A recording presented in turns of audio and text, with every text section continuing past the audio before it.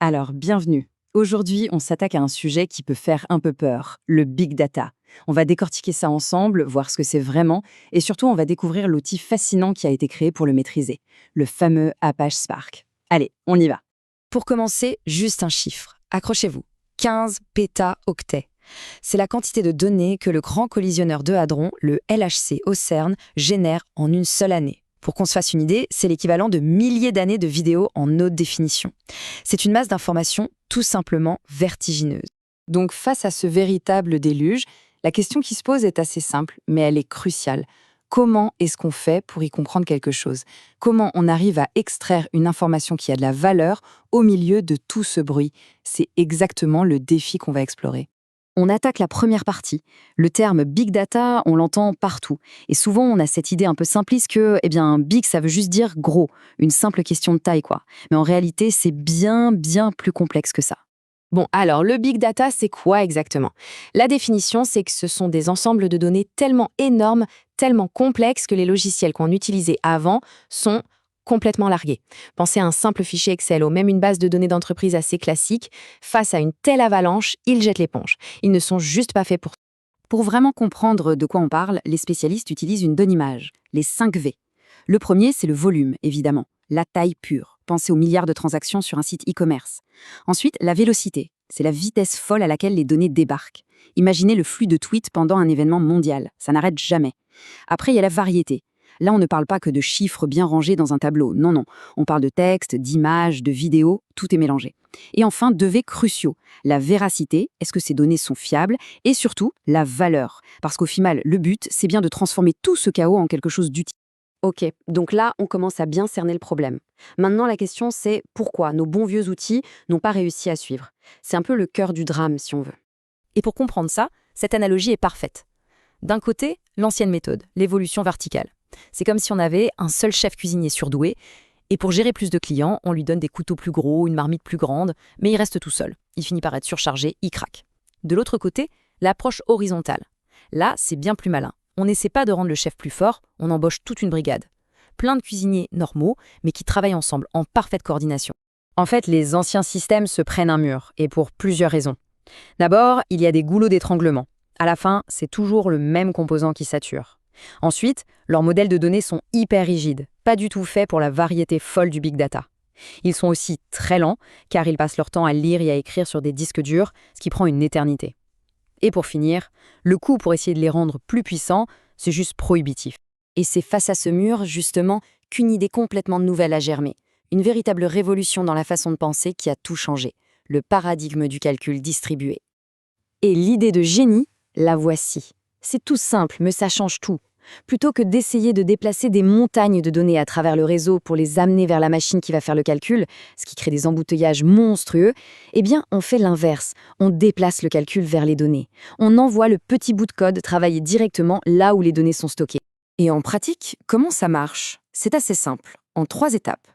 Étape 1, on prend notre énorme masse de données, on la découpe en plein de petits morceaux et on distribue ces morceaux sur plein de machines. Étape 2, on envoie notre programme à chacune de ces machines.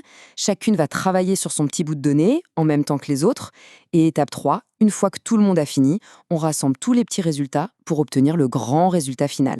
Et c'est là qu'entre en scène le héros de notre histoire, Apache Spark. C'est lui, l'incarnation moderne, l'outil surpuissant qui met en musique toute cette philosophie du calcul distribué. Alors Spark, il ne sort pas de nulle part. Il est né en 2009 dans un labo de la célèbre université de Berkeley. L'idée de départ, c'était de créer quelque chose de beaucoup plus rapide et plus simple à utiliser que ce qui existait avant. Et ça a marché. Une fois qu'il est passé en open source et a rejoint la fondation Apache, son adoption a été explosive. Mais alors, c'est quoi son secret, son super pouvoir? C'est le traitement in-memory, en mémoire vive.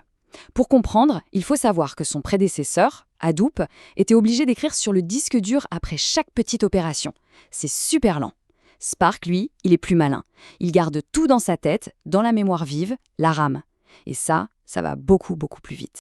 Et le résultat, il est sans appel. Pour certains types de calculs, surtout ceux qui sont complexes et qui doivent relire les données plusieurs fois, Spark peut être jusqu'à 100 fois plus rapide.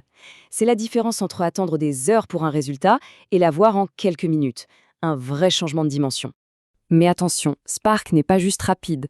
C'est un véritable couteau suisse, une plateforme complète qui sait tout faire.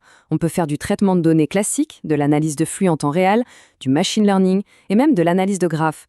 Par exemple, pour comprendre les liens entre les personnes sur un réseau social. Et le truc génial, c'est que tout est dans la même boîte à outils. Ok, maintenant, on va aller voir un peu sous le capot. Comment Spark réfléchit-il en interne? Qu'est-ce qui le rend si malin?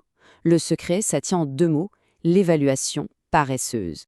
Évaluation paresseuse, ça veut dire que Spark est un grand fainéant, mais un fainéant intelligent. Quand on lui demande de faire une série de calculs, des transformations, eh bien, il ne fait rien du tout. Non, vraiment.